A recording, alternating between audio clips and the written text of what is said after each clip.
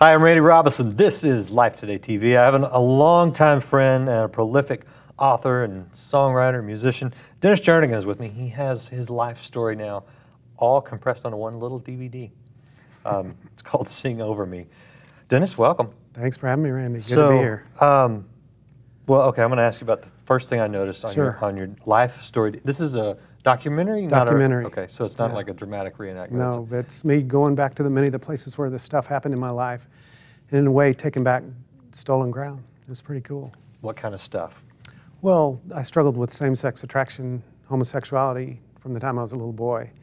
And when certain things would happen, like, for instance, when I talk about my grandmother being such a godly influence on my life, and then the day she died when I was 13 and what that meant to me, I take you back to that place, show you where I was and what I was actually going through. It makes a huge impact on you when you realize, wow, that was his life. And I'm not going to tell you more than that just because I want people to watch it. Fair. I'm going to ask you about one thing. There's a tombstone on the back that says Jernigan. One of my favorite gifts a buddy's ever given me. When I was 40 years old, he had the idea, since he had heard my story so many times, he wanted to give me something to commemorate it.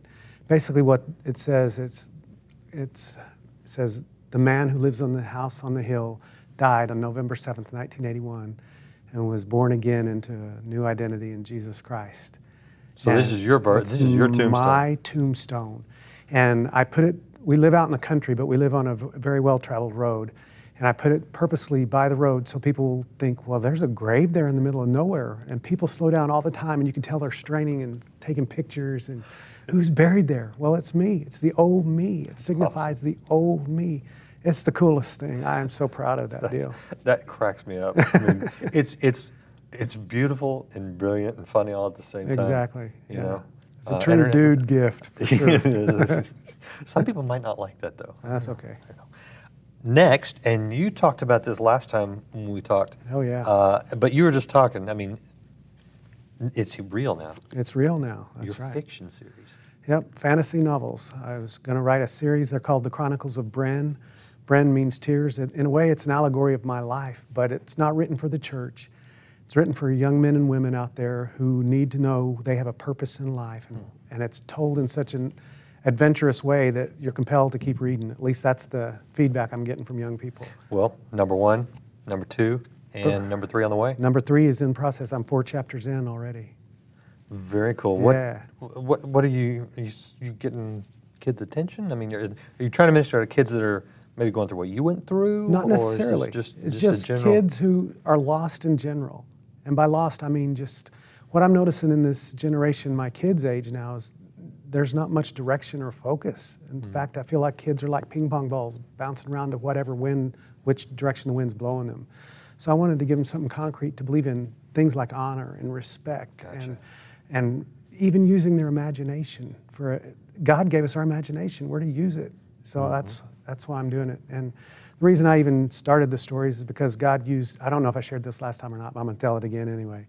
When I was a kid, I felt so captured in my life. The first book is called Captured. Felt so captured, but every night I would have the same dream for years. As soon as I fell asleep, I was on the Starship Enterprise. My dad was none other than Captain James Tiberius Kirk. Every night, same dream, some alien race captured me, was going to put me to death. And just as I was about to be put to death, my dad would materialize with his phaser, not on stun, but on destroy. And he put the enemy down, and I woke up every time feeling rescued. So I had that dream from the time I'm about 10 years old till I graduated college. So I'm 22 years old, still having the same dream. So I'm thinking I'm losing my mind.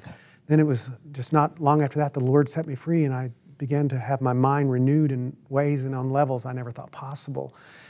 And one time I began to ask him, this has been about 5 or 6 years ago now, Lord, I felt like I was losing my mind having that same dream over and over. And he said, son, who do you think gave you that dream? Wow. I'm the God of imagination. And now I want you to use that, turn it around, use your imagination to rescue other boys and girls. It was your dad in your dreams. Where was your dad in your life? My dad in my life was very present. He never said the words, I love you, till long after I was married. The only time I felt as a kid that he wanted anything to do with me is when he needed to discipline me or he needed me to do something for him. That was my perception. It wasn't actually true. I have a cool story on my dad. When I was about 5 years old, I I begged him one Christmas for a basketball goal, and he said, well, son, we can't afford a basketball goal. He said, but I'll tell you what we'll do. We'll get a basketball goal seed, and we'll grow you a basketball goal. And I'm like 5, so that sounds completely reasonable. Right. Sure. Well, So where do we get those? I don't know where he found the seed, but he found it. We dug this hole, and I got to put it in there and cover it up. And he said, son, it's your job to water this every day. Now, it's cold in winter because Christmas is coming up. Okay, I go out after a week of watering this thing, and there's a 3-foot section of pipe that has sprouted, and it's green. It's so cool. So I'm telling everybody, nobody would believe me, but I would drag them out there. You got to see this. Another week went by, another 3-foot section. It never dawned on me that somebody's doing this. I'm just so excited.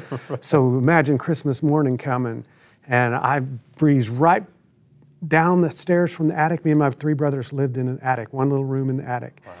Breezed down those steps, out the door, and there, it was in all its glory, like it had blossomed in the night, was this big, bright, white basketball backboard, bright orange rim, crisp white net, green square above the rim. I'll never forget it.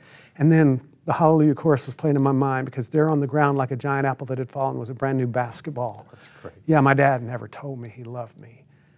So I've looked back now, and that's part of the imagination process with me, is looking back and seeing exactly how I had been lied to as a kid. He showed you. And the Lord showed me. Your dad showed you that he loved you. Yes, he showed me he loved me, exactly. Yeah. Now my dad and mom both work for me in my ministry. So that's really? Yeah. Okay, that's pretty really cool. good. That's really good. And because you're extremely busy, how many kids do you have? 9 kids. 9? And 5 grandkids. Wow. Yeah. So, as busy as you were in your early life, you're equally as busy creating things in your later life, and now you Very have much so. a children's book. When my kids were little, I would sing them to sleep every night, and I would write them their own story. It never dawned on me that a publisher would ever want those stories. But after my autobiography got published, I just casually mentioned that I have some children's stories if you ever wanted to look at it. He said, well, sure, send them my way. I sent them. The next day, he said, oh, I want to publish all 9. And I'm like, wow. And he said, with an artist illustration and everything. And I'm like, that's cool. So we've got audio versions of those books now, and we're getting ready to publish the second one. Speaking, you mentioned music. You would sing your kids to sleep. Yeah. In the back of one of these, which one? The first one, Captured. You've got Songs for the Journey. Each main character has their own theme song. It's like a Disney soundtrack. You're just a one-man shop here. Every book has its own soundtrack. That is very cool stuff. Now, these would make great gifts. Sure. For any occasion. Great stuff for your kids, for your grandkids. Where can people find that? People can find them first and always at DennisJernigan.com. Okay. Amazon.com, you can find them there as well. Innovo Publishing, INNOVO.com Publishing. Okay. And so great. We'll link no up. excuse to not find it. No excuse to not get your stuff. And I will say that when you buy these things as gifts for yourself, for others, you're supporting a great ministry. So you're not just doing something good for yourself, you're doing something good for the kingdom. Is there anything I missed in all this busyness? You talked about the autobiography, the documentary, the children's books. Yeah, that's good. That's enough. Plenty. Oh, man, that's great. Thanks for sitting down with us. Oh, my pleasure, man. For sharing with Anytime. us. And don't forget, there's more Dennis Jernigan at Life Today. You can see him at lifetoday.org.